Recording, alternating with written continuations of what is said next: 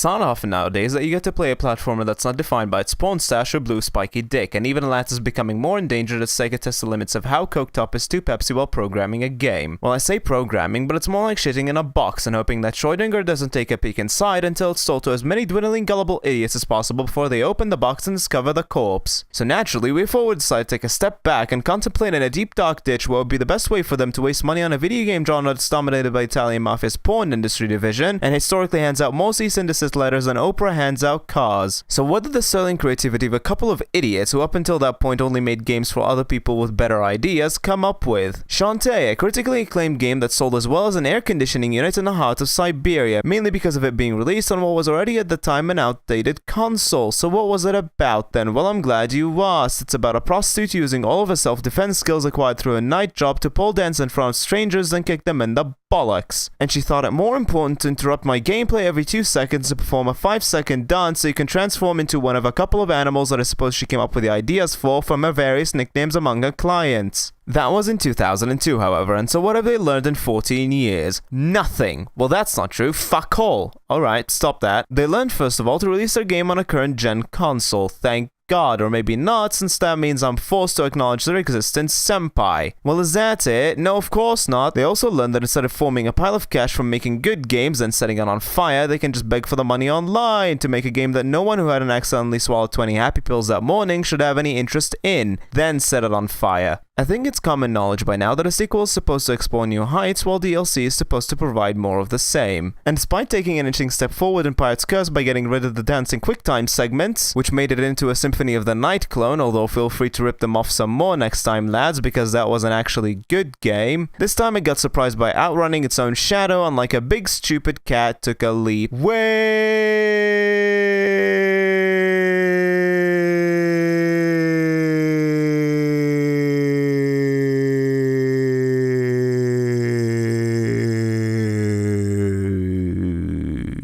and plummeted past China and into the outer atmosphere where it will hopefully choke on its own bodily gases and disappear from memory. No, bad waffle. Now apologize to the poor innocent indie devs. Alright, fine. I'm sorry you're so shit. Yeah, that's right. You think you can get away with that crap, guys? You make more AAA titles than Sega nowadays. Mainly because, as we've said before, Sega's in rehab for swallowing its own tongue while choking on that blue spiky dick back in 06, and the oxygen supply was cut for long enough that half their brain went to rot. So why am I avoiding actually saying anything about Shantae calling a 1 out of 10 by Metacritic? Fine, it's almost like I actually have to talk about a game when I critique it. It's because the game takes more piss than a recent politician's exposed fondness for golden showers. You wake up from a nightmare in which you're told without an explanation as to why or how you're the only person in the world who can save it and Tinkerbell land from darkness or whatever. Then you wake up and it's a happy sunny day. Alright then, and everything stays perfectly fine throughout the game. Only reason you even have to go through the worlds and fight bosses is because your uncle teaches you that schoolyard bullying builds character, and a ridiculous all-powerful protection device for the village that's foreshadowed as the reason probably everything will go to shit by making it out of dark magic, and then saying that if it goes unstable it can destroy the city. Steady on, guys. I don't think everyone in the solar system has noticed the ham fist protruding out of your asshole. So what makes the game so forgettable that I struggle to find things to say about it? The fact that it's based on backtracking through old boring samey levels with newly acquired powers, banging it against every floor, wall, and ceiling hoping for a reaction. But that's not only it. Some Genie, us, thought that it would be a great idea to make it so bosses take 9 hits to die. Apparently the kneecapping by Nintendo hadn't sunk in the idea of why bosses usually only take 3 hits before bellowing over and dying in pity. So what else? Do you have any fond memories of playing Mega Man and Ninja Gaiden and banging your head against the table and the controller against the floor from how terrible the platforming was and how hard it was to kill enemies? Well, that's here, only there's a suspect absence of any lemons to throw at your enemies, and instead we've settled for whipping our hair back and forth despite living on a tropical island. Presumably the crabs and the pubes is what does the killing. You know what, both Sonic and Shantae have spiky hair to some extent, and both of them are shit, but Mario has a bald head and a hat on and he's great. So I'm guessing it's all about the brand of endangered turtle wax that you use to shine your dome, but not facial hair. You look great with that, Mario. Bottom line, why is Shantae not as good as the handsome devil and the wife beater? I don't know. Why don't you go ask Way Forward?